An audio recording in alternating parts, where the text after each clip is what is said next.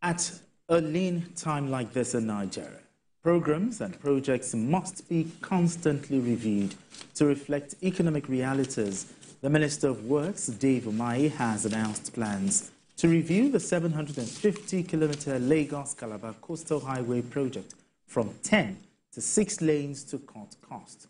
During an inspection of sections 1 and 2 of the project in Lagos, the minister explained that the highway will be equipped with CCTV systems to ensure seamless movement and optimal security along the entire stretch. He added that the project will include laybys for quick emergency interventions along the route, while vehicles and security personnel will be stationed in cabins at some points to ensure a response time of about 10 minutes. Mikhail, first of all, the plan to scale down the lanes from 10 to 6. The question is why?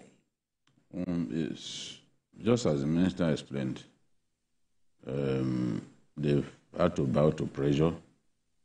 Some cases, the president had to intervene so that some people don't lose their business premises and all that. It's one of the reasons that the minister gave. For example, he talked about the landmark facility, along that corridor. There has been so much hue and cry over that particular business premises, and at a point, some people were even trying to turn it to a fight between the Southwest people and our friends from the Southeast, forgetting that the minister is also from the Southeast. So it's the new madness that we see in our country is ethnicizing everything. It makes absolutely no sense. So he mentioned the fact that the president had to wade in to say, okay, let's scale this down because of some of those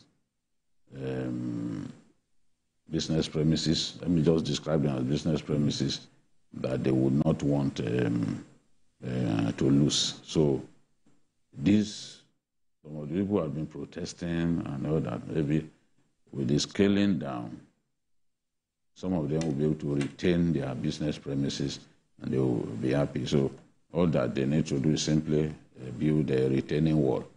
We talked about building a retaining wall around the landmark beach area so that not much is lost. And then we know that when you scale down this manner, you are also going to save a lot of money. Sure. Yes.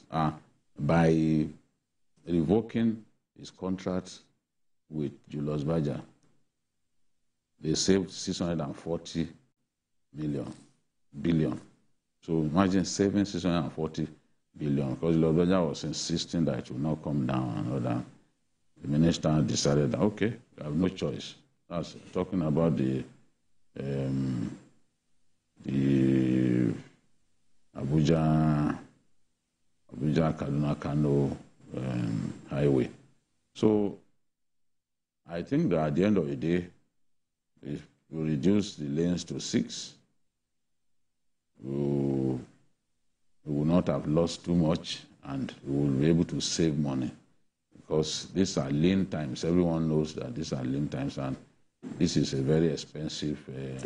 Expensive project. It's beautiful. Where you see coastal superhighways, you'll be so happy in terms of the aesthetic beauty. I'm happy as a Nigerian that we are going to have that. I do not join those who are saying, no, this is, why didn't they fix all the bad roads? The budget of Nigeria over 20 years cannot fix all the bad roads in Nigeria. We have the worst roads in Africa. So saying, oh, why don't you fix all the bad roads before you do new ones?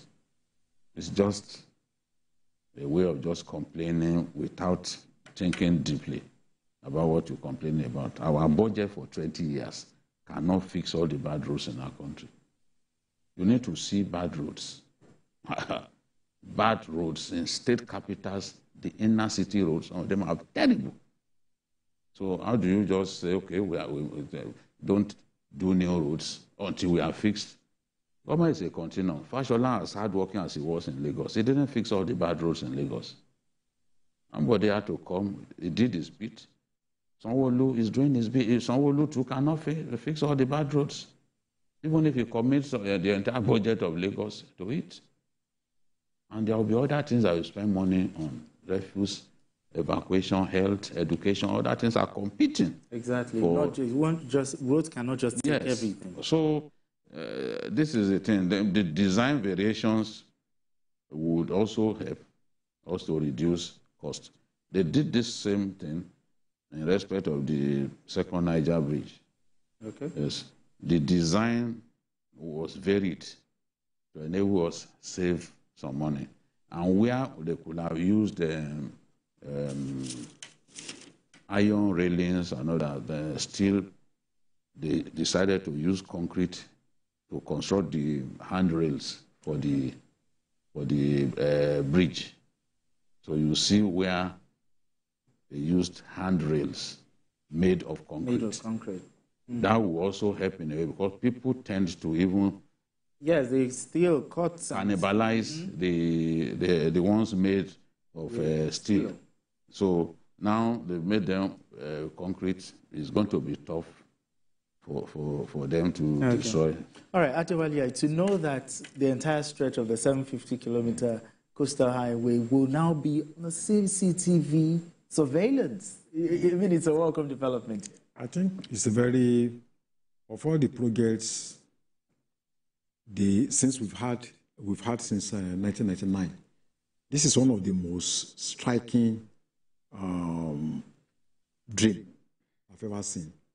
And I'm glad that it has started. Okay. If you see the pictures of where, in some parts of Lagos they are, it's going to cover some 8 states. So I think that is quite remarkable.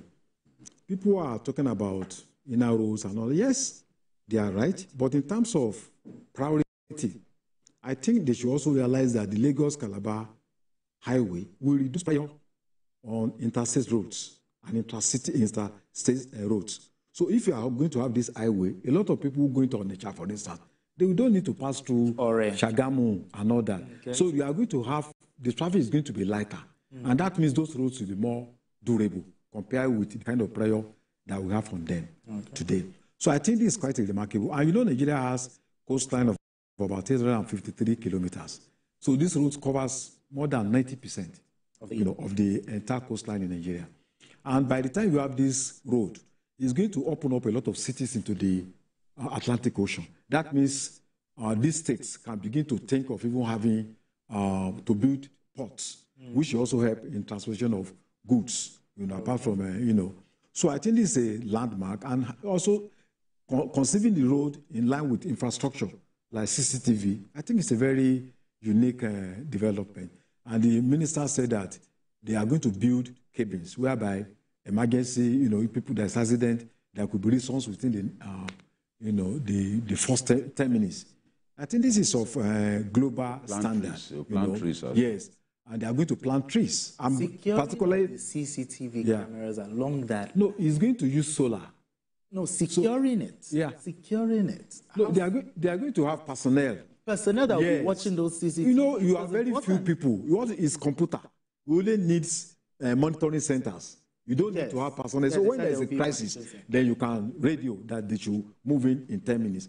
Don't also forget that this reduction, I believe what may have motivated reduction from 10 lanes to 6 lanes is also to protect biodiversity.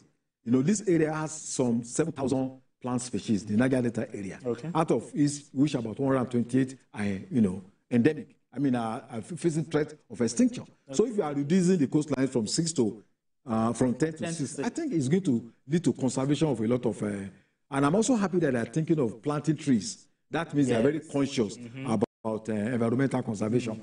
So I think this is a great project that I believe deserves the support of all of us. Okay.